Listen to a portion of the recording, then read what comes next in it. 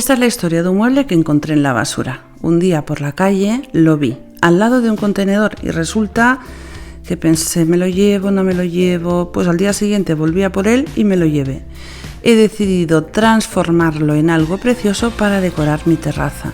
Lo primero que hago es lijarlo, porque este mueble es de fórmica y necesito lijarlo para quitarle la primera capa, que sea poroso, y así poder dar sobre él imprimación y después pintar. Es importante dar imprimación porque si no la pintura no agarraría en la superficie.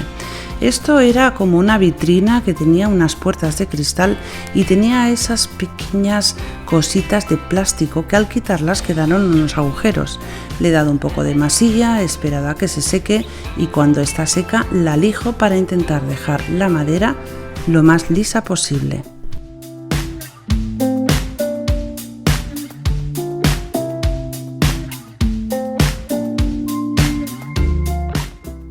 Después de lijarlo hay que quitarle muy bien el polvo con un trapo seco y limpio, y voy a darle la imprimación con un rodillo para que la superficie quede lo más lisa posible.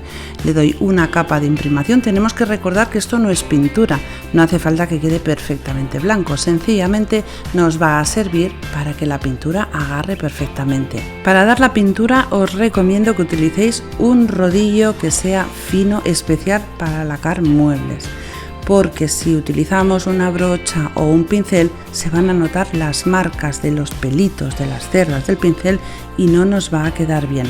Le voy a dar dos capas. A la primera capa no queda perfectamente pintado, así que vamos a darle dos capas. El rodillo no llega a las esquinas, así que después de utilizar el rodillo tenemos que utilizar una brochita pequeñita y tapar todas las esquinas y todas las juntas. Tanto cuando doy con el rodillo como cuando doy con la brocha o el pincel le doy dos capas. Y cuando ya lo tengo así voy a empezar a decorarlo. Utilizaré esta tela para ponerla en el fondo y estas patas que he comprado en Leroy Merlin. Me pareció muy bonita la forma que tienen, pero tengo un problema.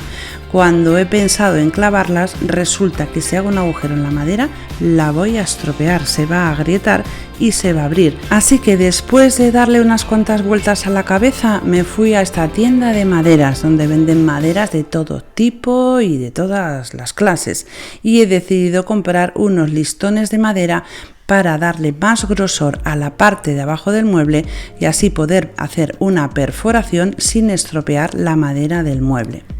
El grosor de estos listones de madera es de 2,4 milímetros. Es perfecta la medida para que cuando yo pegue los listones aquí, el trocito este que tiene la pata no traspase y llegue a la madera de la base del mueble, porque si no, pues como os he dicho, se iba a abrir. Así que lo primero que hago es poner cola blanca en los listones y pegarlos en su lugar.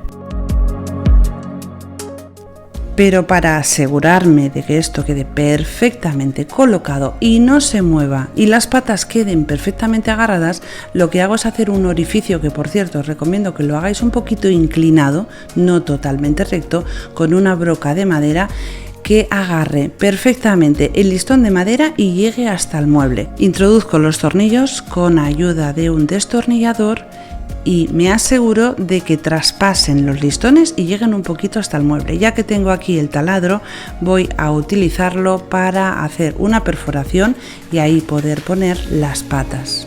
Os recomiendo que cuando vais a poner patas en los muebles toméis las medidas para que las 4 patas, en este caso van a ser 4, nos queden a la misma altura.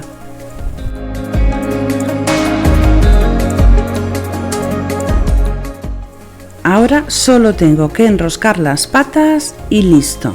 Esta es la parte de abajo del mueble, pero aunque no se va a ver, quiero que quede bien terminado, así que voy a hacer el mismo proceso que he hecho antes. Lijo lo que corresponde al mueble. Las maderas de los listones y de las patas también les he pasado un poco de lija, les pongo imprimación y lo pinto con la pintura verde dándole 2 capas.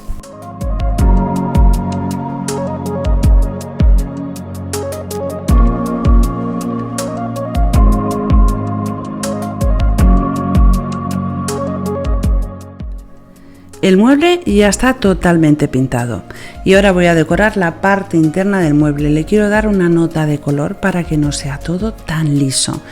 Cuando fui a comprar las maderas también pedí que me cortaran unos trozos de DM para poderlos encajar a la medida en la parte interna. Uno para arriba, uno para abajo, los dos son de la misma medida. ¿Cómo voy a decorar esa parte interior? He estado buscando, pensando, tal vez utilice un papel, pero he encontrado esta tela que los colores encajan perfectamente. El hecho de utilizar una tela puede tener varios inconvenientes, por ejemplo, que se manche. O si pasa el tiempo y quiero cambiar el color del mueble y ahora en lugar de verde lo quiero azul o lo quiero en color madera o rosa. ¿Qué hago si tengo la tela pegada al mueble? Pues he pensado esta solución. Voy a ponerle cola blanca en los trozos de DM. Os recomiendo que si lo hacéis con tela, la cola la pongáis con rodillo. ¿Para qué? Para que la capa de cola sea muy fina, no traspase la tela, no la manche y además no nos queden grumos. Una vez colocado la cola, pego la tela y los contornos tenemos que hacer que entren hacia la parte de dentro.